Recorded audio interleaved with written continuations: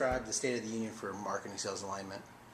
I think that it's improving. I think that sales and marketing they understand the need for each other, and that it's not a surprising thing that the alignment should be getting better. Typically, marketing and sales has the same goal, right? It's to drive revenue for the organization. It's in the way that they do it that sometimes causes pain, or the inability to understand, why one side is taking one approach and the other, a different path to get to that success. And so, it's not perfect.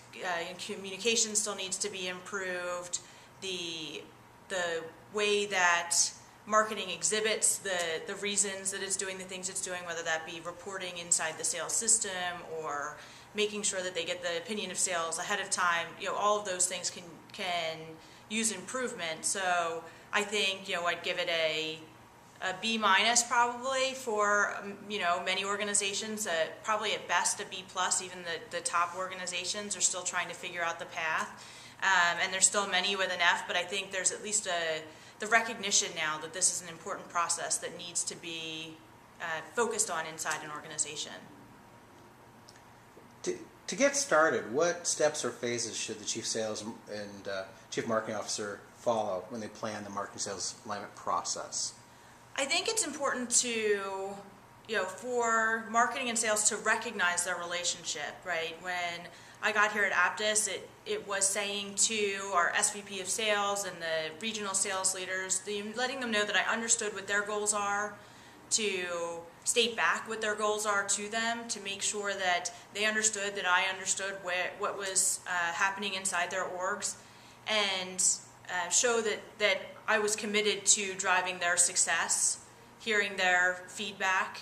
So I think setting up a regular cadence of interactions, it's easy to, when you're just getting started with an organization or working with a new head of sales, that you're busy and you get caught up in other things. So I would recommend first getting a cadence of how you're going to work together, whether that mean a daily call or a weekly meeting or whatever that cadence is going to be, making sure that everybody's comfortable with that cadence and committed to it.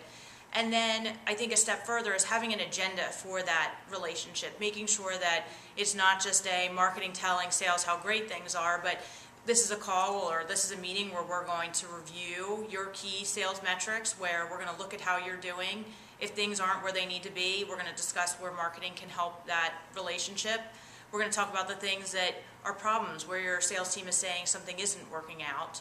And then look for ways to improve it. It should not be a meeting just about the past, but it should also talk about what's going to happen in the future as well, and hopefully, make both sides feel like there's an understanding and a path, to that next meeting. What are the biggest mistakes that you've seen that negatively impact the process of marketing sales alignment?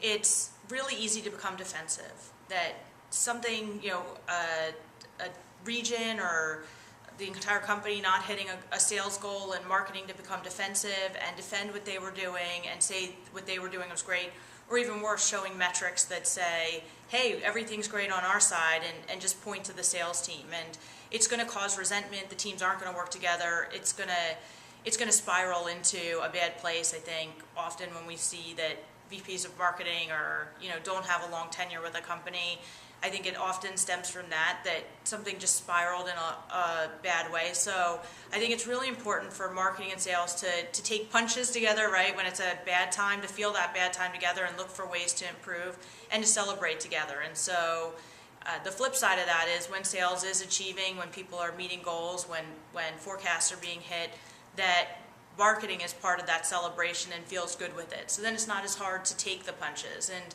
I think that really helps alignment, because nobody's off saying, hey, I did great and you didn't. And people always think about the finger pointing up the funnel, up to marketing, and marketers are often talking about how sales is always pointing to marketing, but I do see very often where marketing points to sales and says, hey, I did everything I was supposed to, but the sales team didn't achieve. And so marketing has to take some ownership there as well. What are the most important metrics to track or review to ensure that alignment practices are healthy? I think first, marketing should be aware of what metrics sales is looking at, right? So how the average sale price, the length of times deals take. Often those are indicators in marketing of what's happening. If ASP is going down, potentially the marketing programs are skewing towards events or programs that are addressing a smaller size, market that may be less appealing to the sales cycle. Looking at the length of sales, potentially different sources of programs or campaigns or even the branding could be affecting those. So while often numbers that feel like sales KPIs, they're often indicators of what's happening on the marketing side. So marketing should be looking at a common dashboard with the sales team. I know that sounds a little cliche, but I think that it's true. In front of that, it should be, marketing should be looking at indicators that then address those issues. So if ASP is important, looking at the size of those that are coming in through the pipeline, understanding if the length of the sale is important, how long it's taking from different channels, those prospects to move through the funnel. So I think it does tie ultimately to what those important KPIs are. For some organizations, it may not be tied to lead gen. It may be more related to customer life cycle or upsell as an important metric. So again, it does go back to when we talk about sales alignment, it's not just, hey, is both teams talking together? It is in that shared goals that things become really interesting and important. Well, in the same vein, what metrics should a chief sales and chief marketing executive be measured on and have their bonuses tied to? Yeah, so as those may know, I came from Marketo, and there both myself and my team members were commissioned, very much like sales reps. A big chunk of, depending on how close you were to affecting the sales process, of your potential total income was coming from a commission, and that commission was on opportunities created by sales. So in the process there, marketing would identify demand. They would help try to encourage demand. So not always lead source, but potentially those that were target accounts, nurturing those to success. And once they were nurtured that way, the rep would create an opportunity and commissioning on that actual opportunity. And so that's an extreme example. I know a lot of marketers are hesitant to sign up for such radical, pay structures, but what was great about that is marketing was causing success for the sales team and then being paid very well. I was achieving more than expected because my sales team was doing well. And it goes back to those aligned goals and looking at their shared metrics. And if you can get into strong sales and marketing alignment, and marketing really is helping push the funnel, it can only help you. And I know that, but I do know that's extreme here now that I'm at Apttus. It's more aligned goals and aligned KPIs, and making sure that if you are in a situation where it's MBOs and not a situation like commission, that those MBOs are tied to sales success, saying that whether that be opportunities or pipeline that's created or the retention of customers, whatever it is that's important to that sales team, that marketing has MBOs that are aligned with those. So I don't think that it would be unreasonable for a CMO or VP of marketing to sit down with the head of sales and to compare MBOs and make sure they are aligned and make sure that if one is winning, the other is. And it's probably something that would, back to the original question, would really help align the teams, because it would show that, hey, at the end of the day, I don't win if you don't win. And that's very, very powerful. What practices do you recommend implementing to foster marketing sales alignment?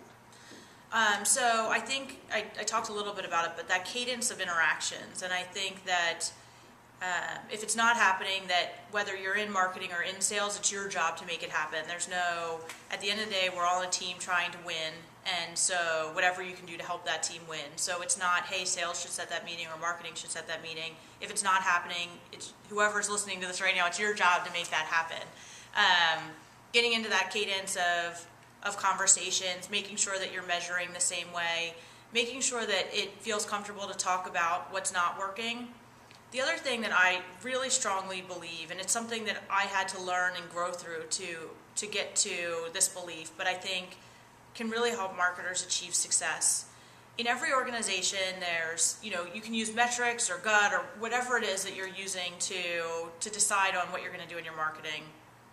There's going to be some ideas that you have as the leader in the marketing team of what's going to cause success. and it may be absolutely correct. But it may not align with what others, the CEO, with the head of sales, what, some key stakeholder in that organization believes. As an example, somebody may think events just never works, even though you have data to show that it does.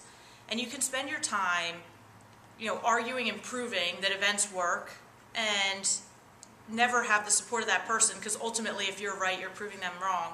Or you can take the ideas of everybody else in the organization, the things that other people are passionate about, and try to make them a success. And so if your head of sales is just really excited about a print ad, or your CEO feels very passionate about a channel that just hasn't proven as well as something else, it may actually result in a more successful program because the company's behind it. And I found that passion goes a really, really far way. That something executed well, because there's passion behind it, will ultimately be more successful than a program that on paper looks like it should do better.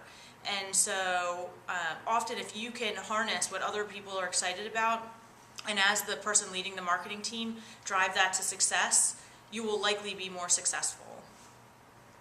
Who should make up the marketing sales alignment team, and how should that collaborative unit work functionally? I see everybody is taking part. It can start with a coordinator here today. I saw a coordinator take a program and share it in Salesforce Chatter so that the sales team could see it. In every one of my marketing functions, the marketers are encouraged to communicate that they're not actually, a project or a program is not considered complete until it's been communicated, and that happens through milestones throughout the program. So if we're going to sign up for an event, then it needs to get in a calendar where the sales team can see it, and something has to go out to the sales team to let them know that we're participating to get any feedback. If we're doing a case study, it's not when the case study is finished. It's when the sales team has it, in their hands, printed or up on the website, that they can reference it, that we consider it done. And so I don't think it's necessarily a team. Now, on that weekly call or daily call or whatever it is, you need to have a group of people who are aligned with that success. I also think that you can have, my head of demand will interact with the BDR team on a daily basis, and I'll interact with that head of sales. I mean, you're looking for multiple touch points so that there's not only just to make sure that you're covered and everybody's talking, other different people are going to have different pains, and to understand what they are and to make sure that you're aligned. And I don't mean this I don't believe marketing is submissive to sales or just reactionary to what sales wants. That's not what I'm getting at with any of this. What I am getting with is it is a relationship, the same way that you have a relationship with your spouse or with your children, and that one deserves effort, and two is better when it has some type of process, right? In the morning you get up and your spouse may shower first, and you shower, and you have a system, and what you need is that same system to work well with your sales team, and for everybody in the marketing team to be a part of that system. And I know that sounds very best practicey, but I think that it also feels better when there is that interaction, because again, when you're winning together, and people are sharing that feedback, and that feels good. What trends do you see in marketing sales alignment in the coming year? So it's not there yet, right? It's here where I'm standing at the last company I was at, with the next company I'll be at. It's never perfect, right? It's just like how I just said with your spouse. It's never a perfect relationship. It's always one that needs improvement. And so we're going to see that improvement continue to happen. I think technology helps with that improvement. As collaboration tools improve, that will help sales and marketing work together. So you're going to see trends of using those collaboration tools more. Obviously, I have a deep belief in marketing automation and using that as a way to show sales the value. So there's another tool that can help show what's going on, and then using collaboration tools together. Technology is going to continue to help make that process better. I think further, because marketers have had these tools, they are able to now prove the value that they're providing, and showing not just, hey, marketing sourced this lead, but we touched this deal throughout. That lead source may not even be relevant. In the case where I sit now, there's a big emphasis on named accounts, so I'm able to show the way that we're able to support that sales, from everything from press through case studies through demand gen programs. And so that's helping we talk about marketing having a seat at the table. Marketing can prove that value, and so I think the trend will continue that marketers get a bigger seat and get to play a bigger role, and I love that as a marketer. But with great power comes great responsibility, and your marketing's gonna, I think a trend will also be that rigor. We're gonna see marketers that are no longer successful because they aren't taking the time to prove out that program. The other trend I see is in recently changing roles and talking to a number of companies, and even after I made the switch, a number of companies reaching out that